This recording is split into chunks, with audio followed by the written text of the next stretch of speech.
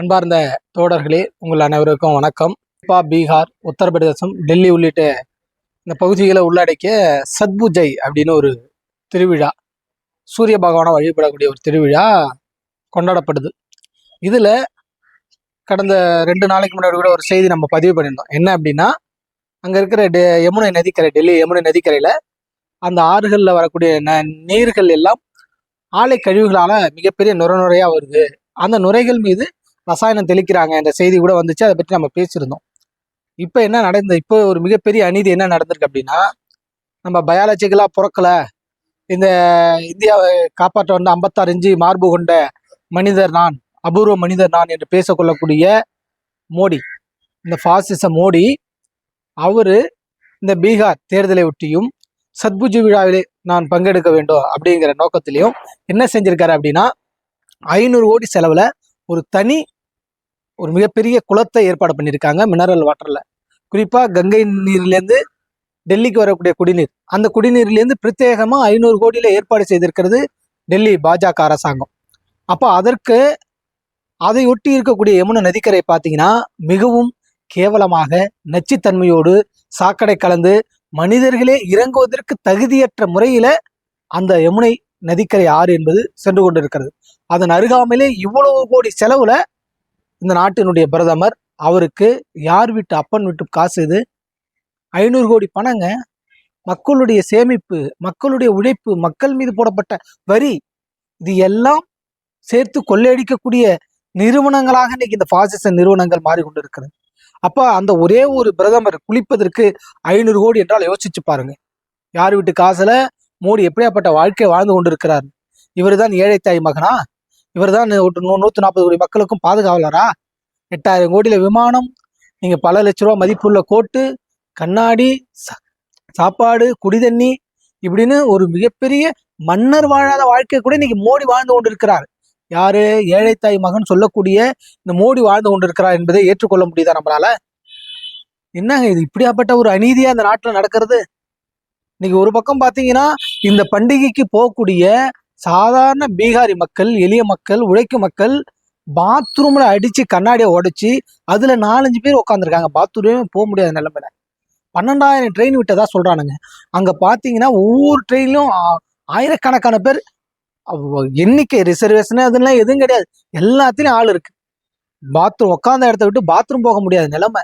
அப்படியாப்பட்ட நிலையில இன்னைக்கு இந்த மக்கள் போயிட்டு இருக்காங்க. ஆனா 12,000 பேர் விட்டேன்னு சொன்னானுங்க. அந்த 12,000 ட்ரெயின் எங்க அப்படி என்பது இன்ன வரைக்கும் தெரியல.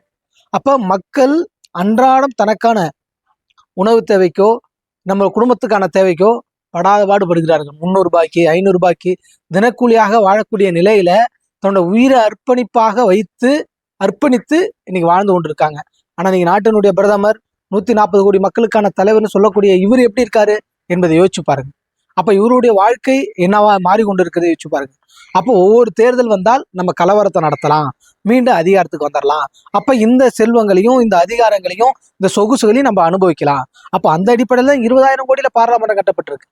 இப்ப 400 தொகுதிக்கு மேல இருக்கக்கூடிய எம்பிகள் தொகுதிகள் கூட மொத்தமா மாத்திட்டு 800க்கு மேல இப்ப உருவாக்க போறதா சொல்றாங்க.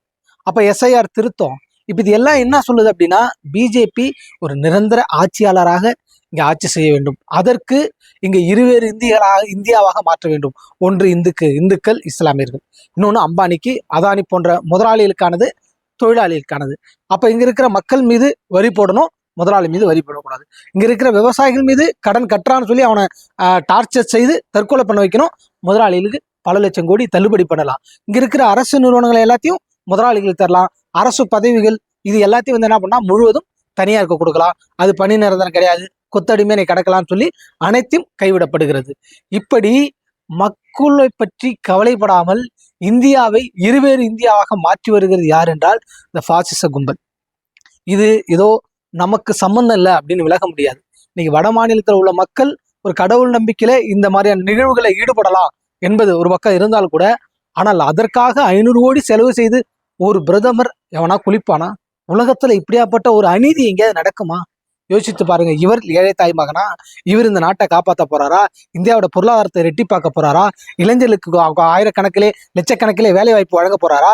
விவசாயியோட வருமானத்தை ரெட்டிப்பாக்குவாரா? தொழிலாளியோட பாதுகாவலனா அவர் இருக்க போறாரா? மாணவருடைய அறிவை வளைக்க போறாரா? இருக்கக்கூடிய ஏழை மாணவர்களுக்கு எல்லாருக்கும் இலவச கல்வியும் தரமான கல்வியும் அவர் தரப்போறாரா? எதுவுமே கிடையாதுங்க. இது எல்லாம் வாய் சவடால், வாயால் வடை சுடுவதை தான் இன்றைக்கு மோடி அரசு செய்து வருகிறது.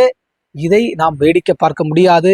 இதற்கு எதிரான ஒரு மிகப்பெரிய போராட்டத்தை நாம் கட்டமைக்க வேண்டிய தேவையானது என்பது இருக்கிறது. இந்த பாசிச கும்பலுக்கு எதிரான மாற்று கருத்துடைய அனைவருமே இன்னைக்கு ஒன்றுபட்டு இந்தியாவிலே ஒருங்கிணைய வேண்டிய தேவை இருக்கிறது. நாம் ஒருங்கிணைந்து இந்த முற்போக்கு கருத்துக்களையும் நாம் மக்கள்கிட்ட கொண்டு போய் சேர்க்கணும். அதன் மூலமாக ஒரு மாபெரும் கட்டி எழுப்புவதன் மூலமாக தான் இந்த பாசிச ஆட்சி அதிகாரத்தை தூக்கி எறிய முடியும். மக்களுக்கு தகுந்தமான ஆட்சி அதிகாரத்தை இங்கே களத்தில் நிறுவ முடியும். அதற்கு ஒரு ஜனநாயக கூட்டரசு என்பது அவசியமான தேவை என்பது இருக்கிறது. அந்த வகையிலே நம்மளுடைய போராட்டங்கள் அமைய வேண்டும் என்பதை இந்த தருணத்திலே தெரிவித்துக் கொள்கிறோம். நன்றி.